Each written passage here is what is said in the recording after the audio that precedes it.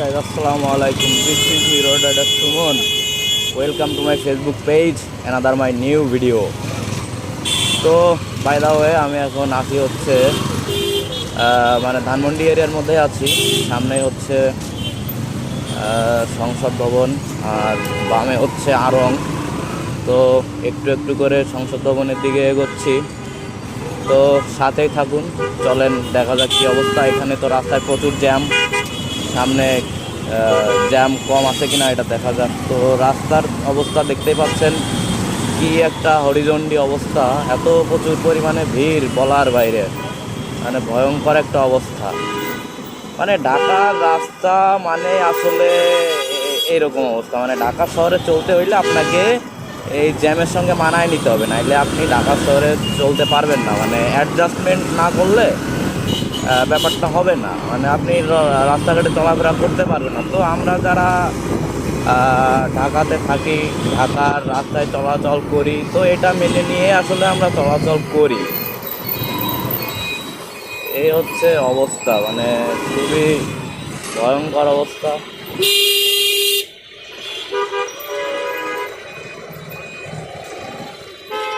দেখতেই পাচ্ছেন কি একটা অবস্থা।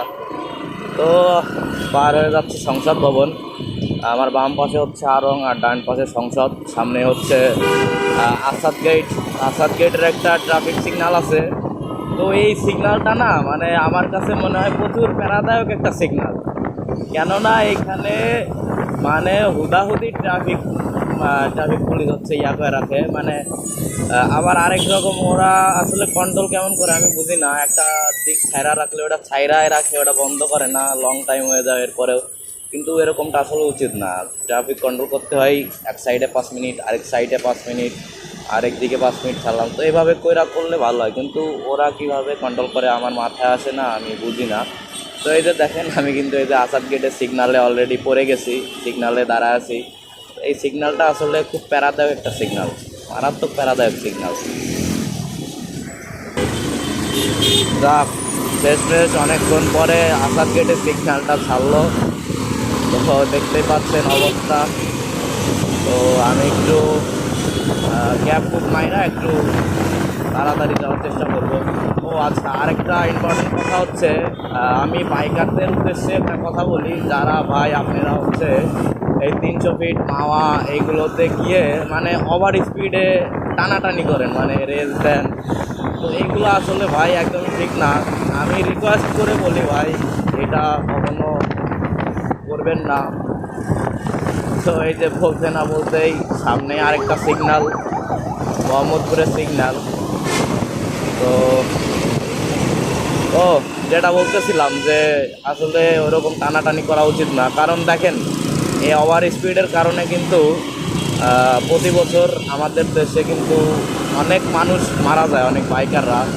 তো বাইকারদের কাছে আমি রিকোয়েস্ট করে বলি, আপনারা ভাই এরকম ওভার স্পিডে টানাটানি করেন না, একটা লিমিটেশনের মধ্যে থেকে রাইড করলে আমি মনে করি এইটাই বেটার। কারণ একটা লাইফের অনেক মূল্য, কিন্তু একটা লাইফের অনেক দাম আছে। তা আপনারা আসলে আবেগের বশে করে যারা এরকমটা করেন, এটা করা ঠিক না। ম্যাক্সিমাম মানুষই কিন্তু আবেগে পড়ায় এটা করে। তো গায়েস, আমি হচ্ছে পার হইলাম গণভবন, আর আমার বাম পাশে হচ্ছে Dhaka residential model school and college. দেখতেই পাচ্ছেন এখানটাতে একটু অন্ধকার টাইপের, কারণ এখানে হচ্ছে রাস্তায় আলোটা ওরকম নাই। এখানে ওই অনেক গাছের কারণে আলোগুলো ঢেকে গেছে, যার কারণে আর এই জায়গাটাতে আলো ছাড়ে না। তো সামনে কিন্তু শ্যামলির পরে হচ্ছে কল্যাণপুর।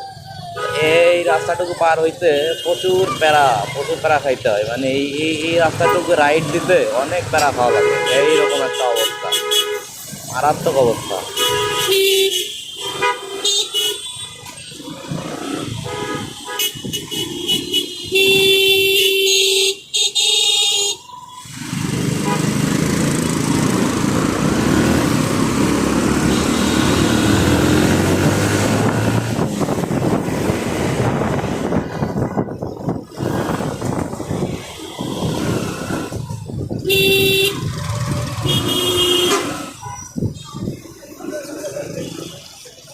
মানে এই রাস্তাটুকুতে প্রচুর প্যারা খাইতে হয়, প্রচুর লেভেলে।